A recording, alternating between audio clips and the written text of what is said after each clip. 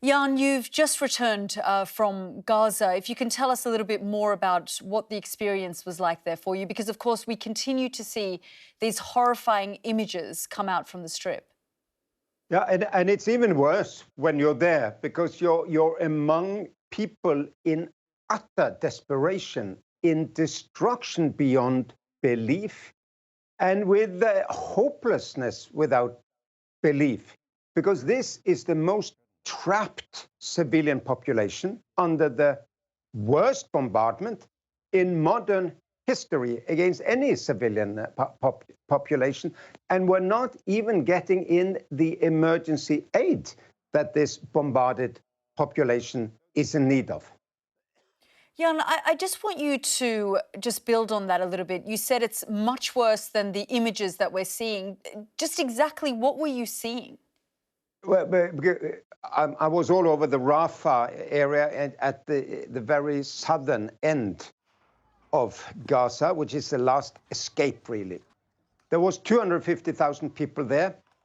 Now an additional 1.1 million people have fled here, which means that when you go to a school, there are 4,000 or 5,000 people crammed together, 50 people per classroom, 5,000 people sharing 18 overflowing latrines.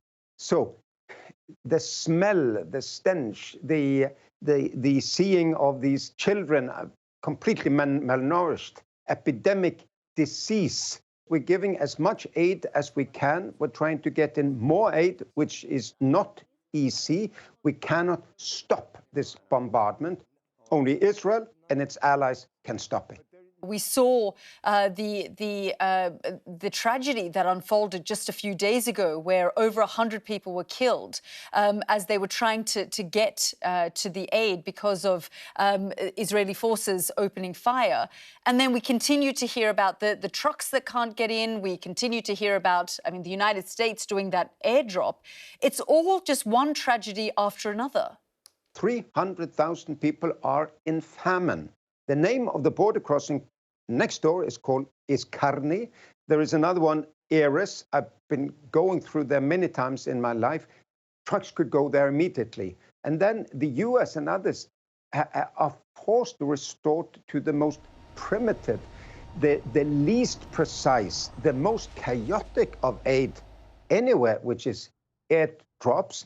It's not going to solve the situation. Then there's the issue around UNRWA, Israel accusing several UNRWA staff of being involved in the October 7 attack, which has further complicated the situation. We've spoken to UNRWA here on this program. They've said we've launched an investigation, we've taken swift action, we've, sacked those people involved, and we have an independent inquiry. But frankly, the largest aid provider to the Gaza Strip is now finding itself still waiting to see if anyone will restart the much needed sort of aid and money and supplies that they need.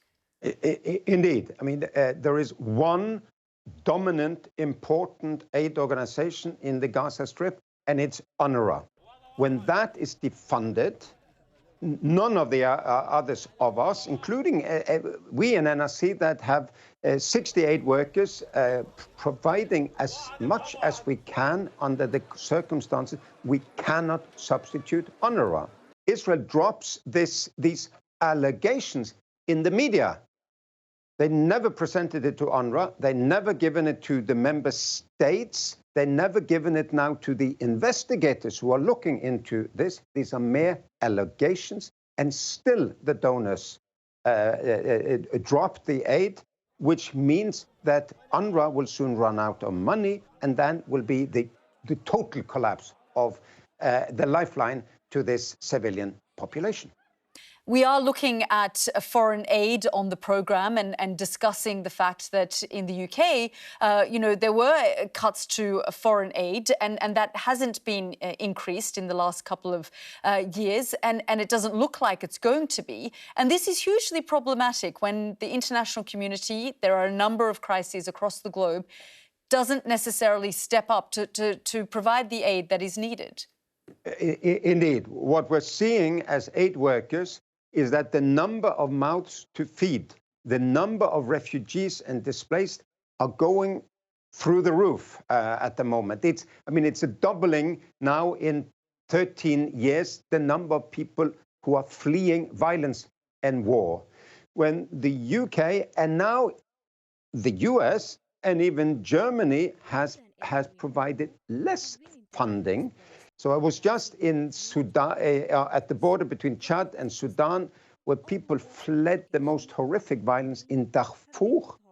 25 years ago, it was the Prime Minister Blair and President Bush in the United States, etc., who were leading the aid effort. Now there's total silence and total neglect and no funding even for the most basic relief. So we need to have a reboot, really, of humanity, of international solidarity. Jan, it's always good to talk to you. Thank you so much for joining us here on the programme. Thank you.